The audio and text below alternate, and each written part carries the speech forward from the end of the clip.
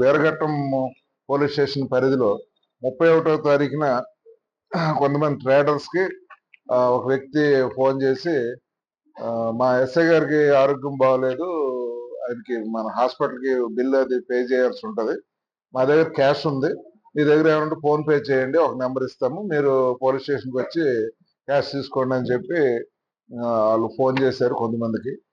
అయితే అతను ఎవరైతే ఫోన్ చేశారో ఆ ఫోన్ చేసిన వ్యక్తి దగ్గర డబ్బులు లేకపోవడం వల్ల వీరఘట్టంలో ఒక గ్రూప్ ఒకటి ఉంది, మనీ వాంటెడ్ గ్రూప్ అని. కొంతమంది ట్రేడర్స్, ఎంప్లాయీస్ వీళ్ళందరూ కలిపి ఎవరికైనా డబ్బులు అవసరమైతే ఆ గ్రూప్ లో పెడితే వాళ్ళు నీడీ పీపుల్ కి హెల్ప్ చేస్తుంటారు అండి. హెల్ప్ చేస్తారు, వాళ్ళు మళ్ళీ తర్వాత రీపే చేస్తుంటారు.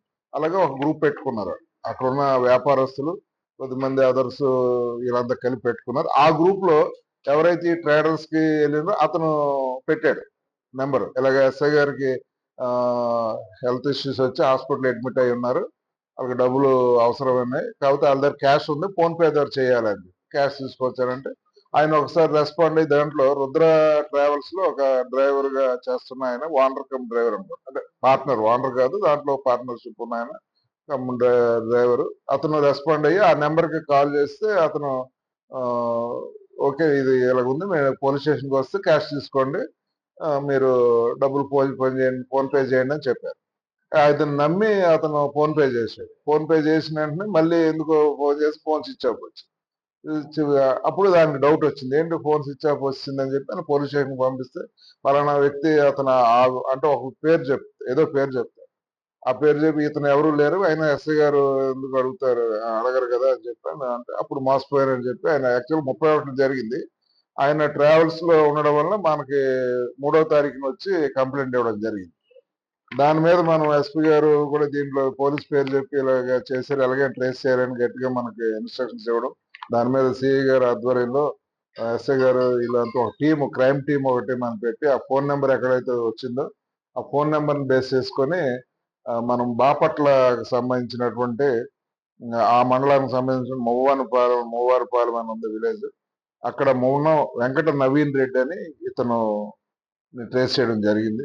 ట్రేస్ చేస్తే అతను కూడా ఈ రకంగా కన్విన్స్ చేశాడు. అతని దగ్గర కూడా మనం మా కేసుకు సంబంధించి 28,000 పోయింది, వీరఘట్టం పోలీస్ స్టేషన్ సంబంధించి అతని దగ్గర రికవరీ చేయడం జరిగింది. అలాగే సిమిలర్ గా ఇదే రకంగా ఇతను సంతకవిటి మండలంలో కూడా ఇతను ఫ్రెండ్ వేరే ఒక అతను ఉన్నాడు, అంటే నేమ్ డిస్క్లోజ్ అంటే మేము ఉంది, ఆ ఇద్దరు కలిపి సంతకవిటి పోలీస్ స్టేషన్ కూడా ఇలాగ ఫోన్ చేసి ఎస్ఐ గారికి బాగోలేదని చెప్పి వాళ్ళ దగ్గర కూడా కొంత అమౌంట్ చేశారు. ఆ కేసులో కూడా ఈయన పార్ట్కి సంబంధించి మనం రికవర్ చేసాము 27,000. వేరే అతని దగ్గర మిగిలిన అమౌంట్ ఉంది. కాబట్టి ఆ ప్రజలకి ప్రెస్ మీట్ ద్వారా విజ్ఞప్తి ఏంటంటే, ప్రజలకి చెప్పి పోలీసు కానీ ఎవరైనా సరే మీకు ఫోన్ ద్వారా కానీ, వాట్సాప్ ద్వారా కానీ, లేదా ఫేస్బుక్ ద్వారా కానీ ఎవరు కూడా డబ్బులు కావాలని చెప్పి ఏ పోలీసులు అడగరు.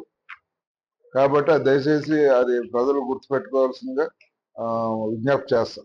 ఎవరు కూడా ఏదన్నా ఉంటే వాళ్ళు పర్సనల్ గా కూడా అడగరు, కానీ పోలీస్ పేరు చెప్పి కానీ ఇలాగ చేయొద్దని చెప్పి మీరు 1-2 సార్లు చెక్ చేసుకోండి, మీరు అలాగే వేయొద్దని చెప్పి ప్రజలకు విజ్ఞప్తి చేస్తాం. ఇతను ప్రెసిడెంట్ మా విజయనగరం అంటే మన జిల్లాలో ఒక కేసు, విజయనగరం జిల్లా సంతకవిటి మండలంలో ఒక కేసుకి ఇన్వాల్వ్ అయినట్టు మనకు తెలియదు. దీన్ని నిన్న అరెస్ట్ చేయడం, ఈ రోజు కోర్టు కూడా ప్రొడ్యూస్ చేస్తుంది. ఈయన దగ్గర 2 కేసులకు సంబంధించి 55,000 రూపాయలు మనం ఈ రికవర్ చేయడం జరిగింది, మొబైల్ కూడా.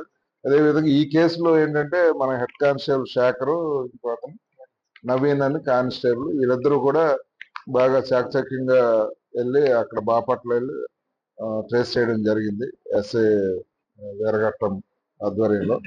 కాబట్టి వాళ్ళకి ఈ సందర్భంగా అభినందనలు కూడా నేను తెలియజేసి విత్ ఇన్ షార్ట్ టైం మన కేసు రిజిస్ట్రేషన్ రెండు రోజులకే మనం ట్రేస్ చేయడం జరిగింది. మరిన్ని వీడియోస్ కోసం ఛానల్ ని సబ్స్క్రైబ్ చేయండి, లేటెస్ట్ అప్డేట్స్ కోసం వాట్సాప్ ఛానల్ ని ఫాలో అవ్వండి, ఆ లింక్ డిస్క్రిప్షన్ లో ఉంది.